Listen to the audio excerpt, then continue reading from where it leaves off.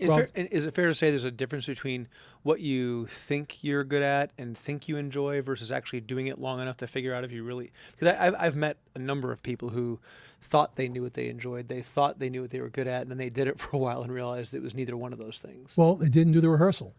Yeah, that's right. They didn't rehearse, and yet that's what you have to figure out.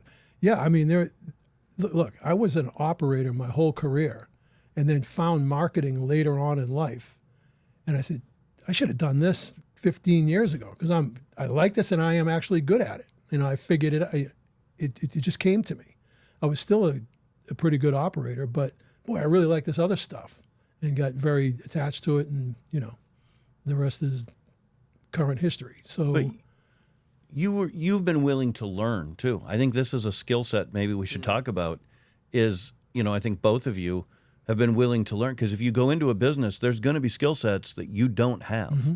No matter how much of that preparation, shit's going to happen, and you're going to need a skill set. So both of you are willing to read a book, attend a seminar, get a coach. Well, if you own a business, it's more than learning skills. It's also learning, to listen to markets and listen to people. And Anthony and I had a conversation earlier today where he gave me feedback on something where I had a blind spot, and that, and my reaction was, thank you, and please keep looking for my blind spots. And now I'm going to go try to work on that. And that means listening to a customer or listening to, there's all these different, so it's not just learning skills, right? It's learning a lot of things. Well, and it's also, let's be honest, with anyone thinking about doing this, let's say you're the person who doesn't like government paperwork.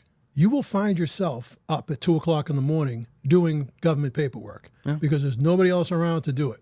Right. That's the kind of commitment that you better be ready to make if you're going to go off on your own.